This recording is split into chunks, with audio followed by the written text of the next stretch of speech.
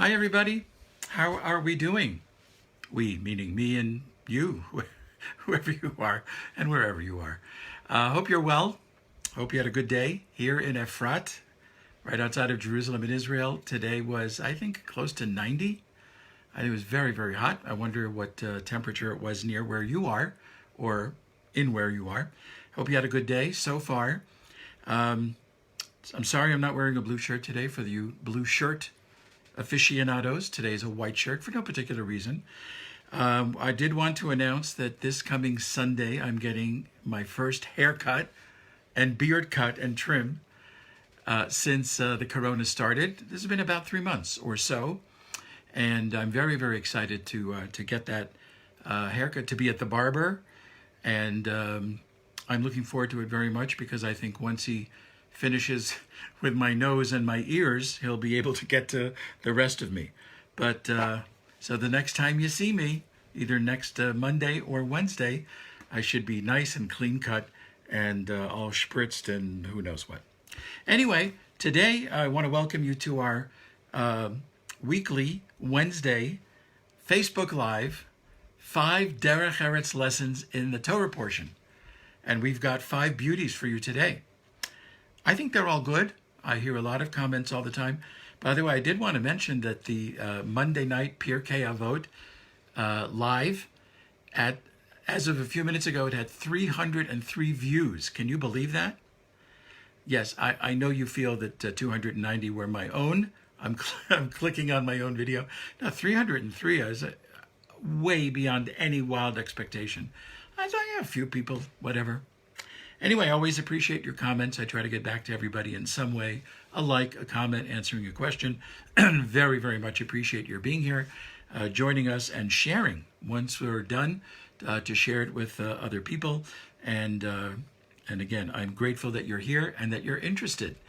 A few people keep asking me on the thread, they keep asking me, first of all, are you going to continue this after Shavuot? And I say, I hope so. If it's not this, I certainly will continue with other topics maybe, but these seem to be very nice and appreciated. And some people say, wow, it would be nice if it could be longer than a half hour. How about an hour? So that's very nice. It fills my head with great ego and lack of humility to think that some people want to hear this for an hour. Anyway, I'm not really prepared to do that. I think 30 minutes is perfect, and very humbling when some people said, I think 15 minutes would be just adequate. Thank God nobody said that. 10 minutes, they said. Anyway, let's jump in. Let's jump in to 5 Derech Eretz lessons in the Parsha. This week's Parsha is called Bamidbar. It's the first Torah portion of the 4th book of the Torah, Bamidbar. We are done with Leviticus, thank God. During Leviticus, we heard details of offerings in the sanctuary, animals, all kinds of noises, laws of impurity, the kosher law is very, very important, holidays and their details, blessings and curses. So now the Torah continues with the sojourn throughout the desert. That's going to take for the next 2 books of the Torah. This is about 1.5 years or so after the Jewish people left Egypt, and this is kind of where the narrative picks up. In the book of Bamidbar, the book of Numbers, there are a lot of stories. We didn't have a lot of stories in the book of Leviticus by Yikra, but here's a lot of stories, a lot of episodes, some really good, some not so good for the Jewish people, but we'll get to that when we get to that. Okay, so here's the first Derech Eretz lesson. The book of Bamidbar is translated or called in English the book of Numbers, which is an anomaly, and I'll tell you why. The other 4 books of the Torah have a pretty decent translation, if you will, of the Hebrew. I'll give you an example. Breshit, first book of the Torah, Breshit, means in the beginning, and we call Breshit Genesis, in the beginning. Boom, right on. Shemot, in Hebrew, means names. In English, Exodus. These are the names of those who exodused from Egypt. Okay, not bad. Vayikra, the book we just had, Leviticus. Vayikra means to call, God called a certain group of people. Leviticus means God called upon a certain higher spiritual echelon of people. Okay, could make the argument. Dvarim, the book of Dvarim, literally means things, things. It's translated as Deuteronomy, which means a repetition of the law. So what is repeated in the book of Deuteronomy? Many laws, many things. Things are repeated. Okay, I hear you saying, some of this is really like with a shoehorn. You made the comparisons with a shoehorn, and I agree with you. But the fourth book of the Torah, Bamidbar, in the desert, and Numbers, can you imagine anything more way off than that? Because if you're in a desert, there's no numbers of anything. And if you're among numbers, you're not in the desert.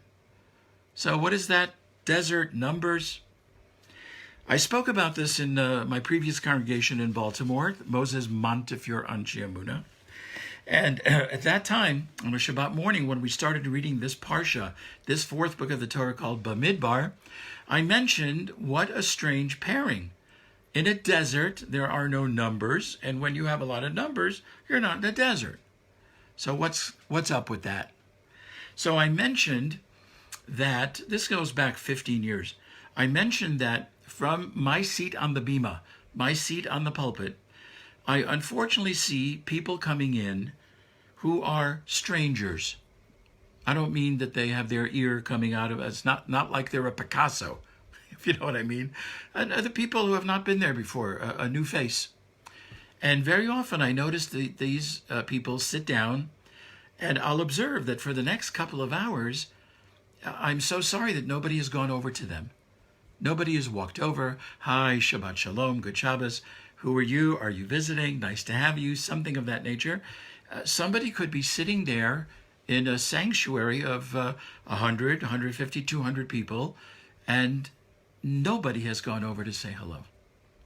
That was my observation. So I said, this proves that you can have numbers and it still feels like a desert. You can have 150, 200 people there, and you might as well be sitting in a desert if nobody has acknowledged your presence and nobody has come over. I'm very happy to say that the following Shabbat, one of our members, who I have to give a shout out to, Irv Lustman, Moses Montefiore Anshe Emunah, the following Shabbat, unbeknownst to me, there are things that are knownst, but this was unbeknownst to me. In the lobby, he set up a table with a lot of the Shabbat handouts. I think at that time we were still giving out the prayer books and the Chumashim, etc. They were not in the seats, as far as I remember. Anyway, he made sure that next Shabbat, 2 people would be sitting at a greeter's table so that everybody who came in was greeted. Were they greeted again in the next 2 hours? I don't know. I'm just saying he made sure that people would be greeted. So my wife and I were at the synagogue last May, about a year ago, and how do you like that? 15 years later, there are still people attending to this greeters table, and people on a kind of a rotation are being greeted. Everybody who comes in is greeted with a lovely hello. How are you? How are you doing? How are you feeling? Thank you for coming. So that to me is Derech Eretz lesson number 1. Just to say hi to people. Not necessarily as you're going in a mall, hi, because then the men in the white coats will come and you'll be off on your way in a van. But I'm just saying, if you're in the synagogue, if you're at a social club, if you're wherever you are where people gather and you tend to see the same people all the time and then there's a new face, how nice it is for somebody to go over and say hi, say hello, to greet, to welcome. And I guarantee you will make that person's day. No questions asked. You will make that person's day. So that was Derech Eretz lesson number 1. Here's Derech Eretz lesson number 2. And this will involve a visual, as if this is not enough for most of you. This will involve a visual. And the visual is that in the first 2 chapters of Bamidbar, it's filled with a lot of names of tribes, the census, one after the other, the importance of names. Each name has a meaning and each name has a background. So, for example, when you go to a Brit Milah, when you go to a circumcision, or you go to a baby naming for a girl, it's very often the case that the parents will, when it comes time for them to speak and welcome everybody and thank them for coming, it's very often the case that they will say, and here's why we named our child Tzechia Nepcha, or something like that. Here's why we named our son Shmuel David. Here's why we named our daughter Golda Chava, or whatever. But there's always an explanation for this. Our tradition teaches, by the way, that when parents are ready to give the names to their newborn children, they are given a measure of prophecy.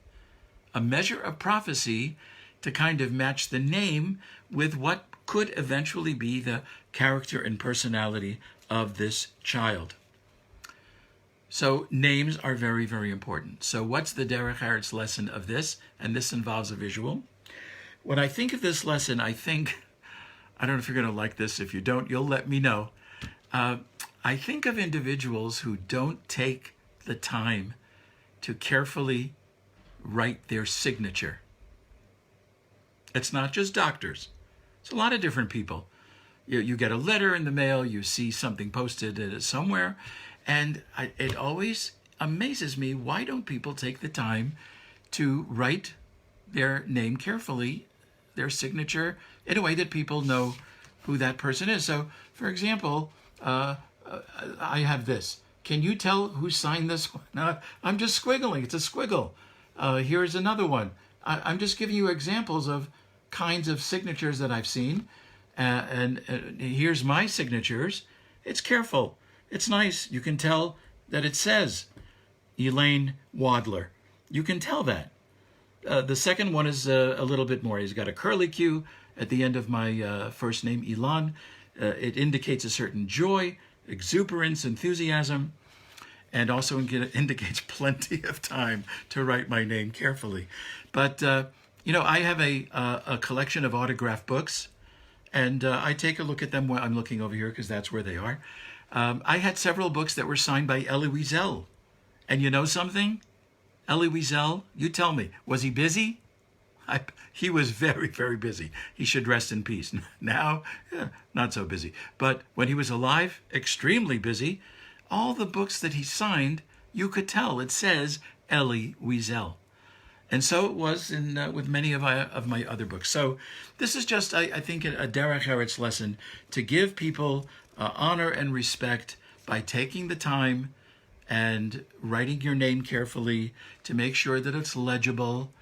I just think it's a Derech Eretz that people appreciate instead of just a squiggle and you have no idea who signed it. Okay? You'll let me know if you think that's a good lesson or if it's important or you have other thoughts. Dear friends, lesson number 3, Derech Eretz lesson number 3. There's a third lesson of names which I want to share with you, and you may not agree with this one either. So I'm just warning you, okay? The other lesson of names is that in the Torah, in this portion, and you'll find this in other portions as well, there are names, there's a list of lineage, how people are related to this one, how people are related to that one.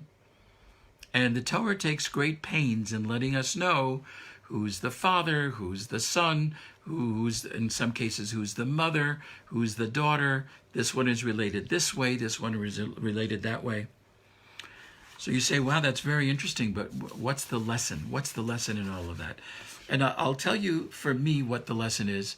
And for me, this is a very sensitive and emotional lesson. During my 25 years in the rabbinate in America, first in Stamford, Connecticut, and then 2 congregations in Baltimore, I did many unveilings. That means people passed away. Anywhere from 6 months to a year later, they would have a stone marking the place of burial. And there was a ceremony, still is, called the unveiling. The people who were running the cemetery would cover that stone with some kind of a cheesecloth to hide the wording. And then when we would come to the unveiling, members of the family would come and pull off the cloth, and it would reveal the name, date of birth, date of death, perhaps a verse from the Bible. that was applicable to the person, maybe a nice description, a few comments, a quick summary of their life, things like that. And I'll tell you that at these unveilings, I was always extremely, extremely embarrassed when there were people at the unveiling, family members, close and extended family members, who, when they unveiled this monument, they took off the cloth. I was so embarrassed for the people whose relationship with that deceased was not acknowledged on the stone. So what did you see most of all? Here's what you saw most of all. Beloved husband, father, grandfather. Those are probably all true. Beloved wife, mother, grandmother. So what's the embarrassing part for me? Because I'm looking around and I see that this person was also an uncle or an aunt to this one standing right here. This was also a sibling to this person. This was also a fill-in-the-blank relative of this person. This was also a nephew or a niece to this person. Besides being a friend, I have to confess, I always felt sad. I always felt embarrassed and hurt. I felt hurt for those individuals who just were not mentioned. And again, just like the signature, what does it take? You give the monument maker, here's the text of what I'd like you to put on. So I'll tell you, when our parents passed away, our mother, it was 7.5 years, she should rest in peace. Our father, I think it's almost 4. When it came time to make their monument, I wanted every relationship that they had with anybody in the family to be put on the stone. That was just my desire. And I remember getting a little bit of a pushback. You know, we don't always do that. We just usually mother, father, just like 3 or 4 primary relationships. I said, yeah, but at the unveiling or at the funeral, at the unveiling, there'll be people there who were not just these relationships. So to me, this is a big Derech Eretz lesson. Some people say to me, and they have said over the years, you know something? It's extra money to put on another word, another phrase. Listen, I'm not here to spend anybody's money because frankly, I don't have enough of my own. I'm not here to spend anybody's money to reach into anybody's pocket. I will just say that over 25 years, when I saw just 2 or 3 relationships, and there were so many others that could have been put there, and those relationships are standing right there at the unveiling, I felt hurt for them. So maybe this is something you can pass around to other people, pass to your own local stone maker, monument maker, engraver, rabbi, to encourage people to include these other important relationships. And to me, that's a big, big way of doing Derech Eretz. So here comes Derech Eretz lesson number 4. In chapter 3, we have the appointment of the Levites. The appointment of the Levites. Who were the Levites? You could recognize them. They were wearing jeans. Thank you so much. I'll be here all week. The Levites, the Levites, they were the ones who assisted the Kohen, what we call the priest, but it's not a priest with a collar. The priests, the Kohanim, were the top echelon serving in the holy temples. And the second echelon was the Levites or the Leviim. And in chapter number 3 of this week's Torah portion, God commands that these Levites need to be appointed, given their jobs. So what did the average Levite do? The average Levite served as an assistant to the Kohen. The average Levite sang and played instruments while the animal offerings were brought. Now, thank you for not asking me, how do those two go together? Can you imagine like an orchestra playing while a cow is being roasted on the altar? Can you imagine this?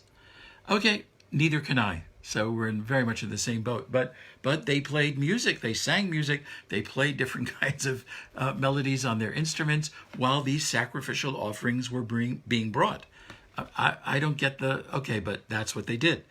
They traveled 42 different places, 42 different stops on their way from out of Egypt into the Holy Land here in Israel. And each time they had to stop somewhere, they had to take apart everything and put it together so that they could do what they needed to do with that sanctuary, that Mishkan.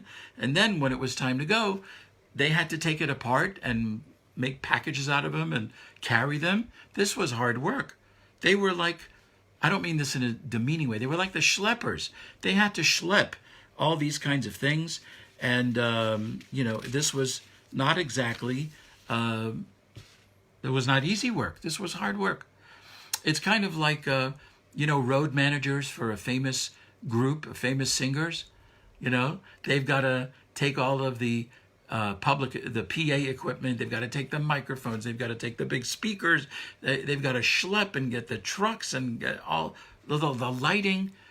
And then they have to put it together on the stage. And what does the singer do? Boop, boop, woo. Mic check, mic check.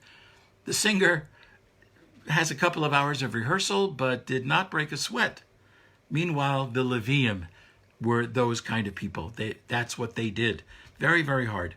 The Levium surrounded the Kohanim every time there was an encampment, so that was a big honor. And they did a lot of the maintenance, the Levium. So why do I mention this? Because here's the Derech Eretz lesson number 4 from all of this. The Levium, the Levites, they were, by anybody's standard, the number 2 echelon. The Kohen, number 1.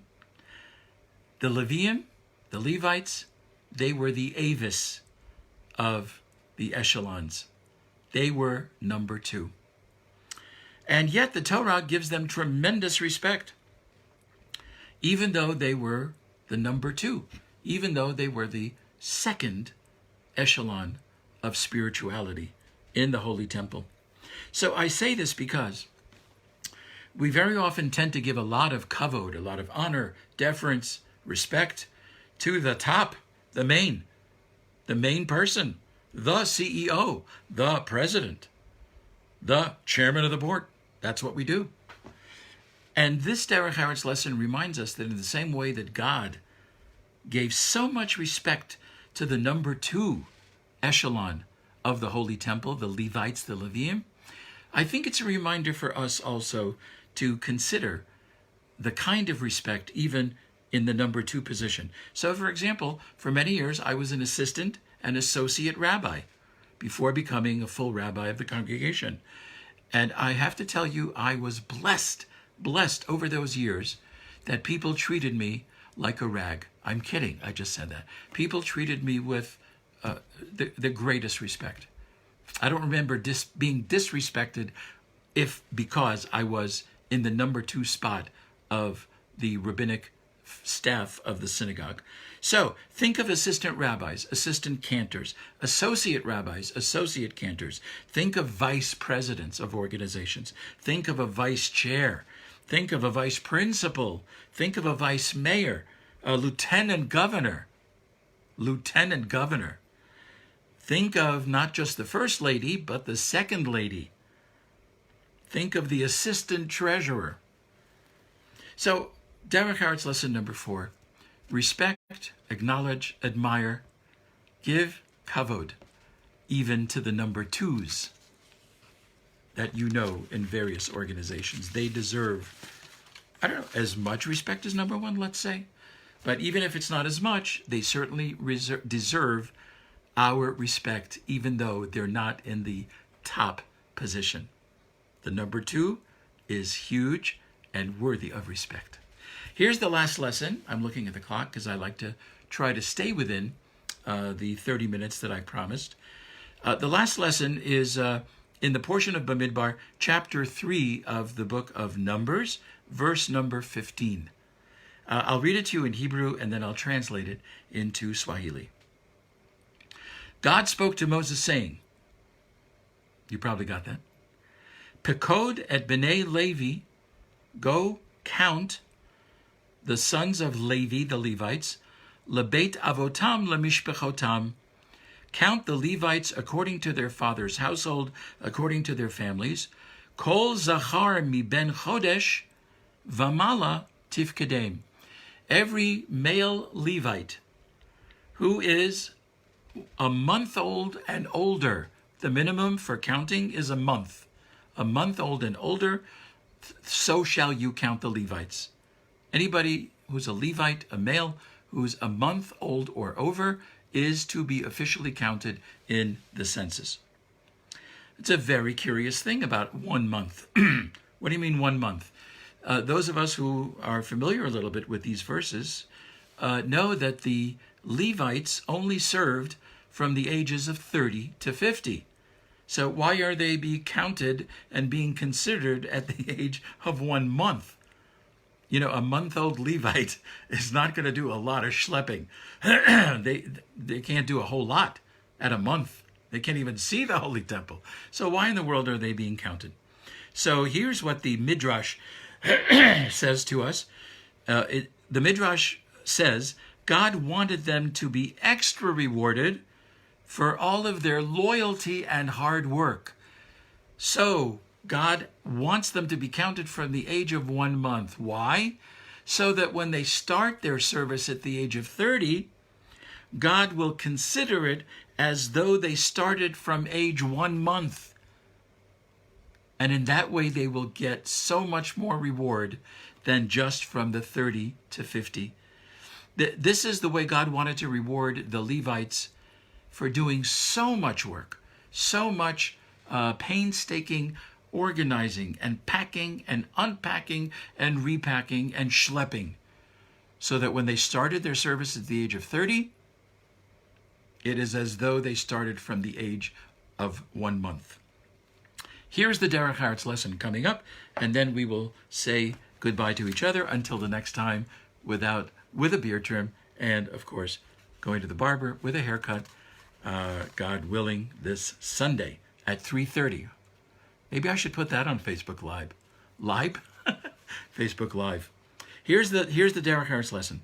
So Moses knows he's got to go into the tents of people, because this was one of the things when Moses counted, he would like to greet the people facially. Hi, who are you? What's your name? Nice to meet you. Who is this? Who is this? Who is this?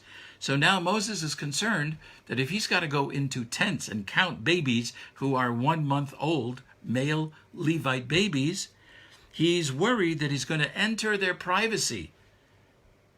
He doesn't want to do that. He doesn't want to just go into a house, even announced, but he doesn't want to intrude on the privacy of the people who he needs to count. So he mentions this to God, according to the Midrash, and God says, don't you worry. You do what I commanded you, and I will take care of the rest. So what happens? Now Moses begins the mitzvah of his counting, and he goes to a tent. And at that tent, he hears a divine voice.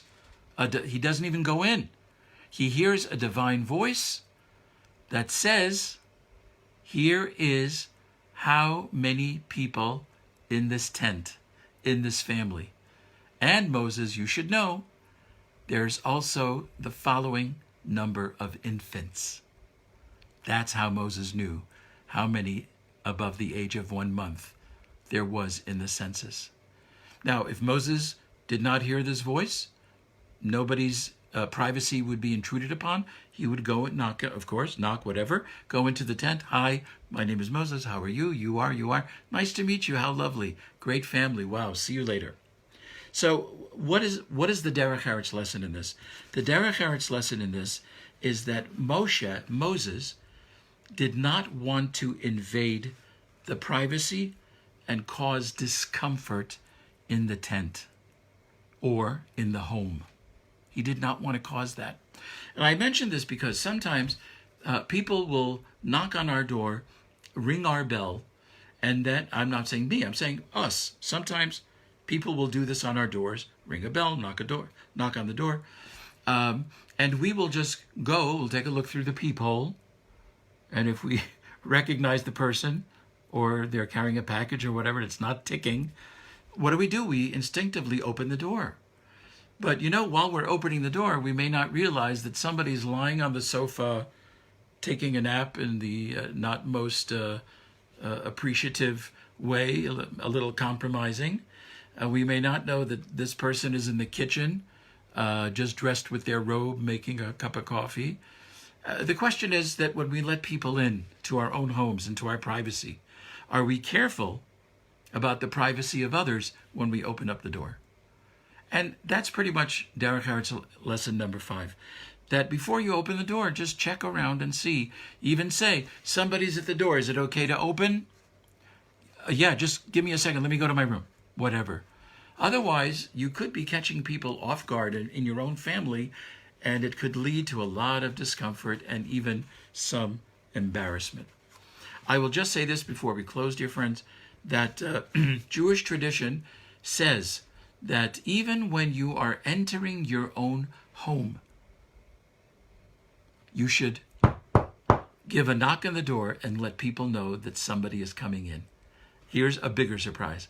Even if you're entering your own bedroom and the door is closed in your own bedroom, you give a knock on the door just so whoever's in the bedroom will know somebody's coming in and they will take the right precaution. So, dear friends, I hope you enjoyed today's installment of 5 Derech Eretz lessons in the Torah portion of Bamidbar. Thank you so much for joining us. You could be in many, many places at this time. I hope you enjoyed it. Feel free to write comments now or later. Thank you for all of your feedback. Thank you for your reviewing. God willing, we'll see you next Monday night or Monday afternoon, wherever you are, with Pirkei Avot, and there'll be just a shred less of me without all these hairs that I've grown in the last 3 months. Alrighty, take care, everybody. Shalom, and thank you for being with us. Bye-bye.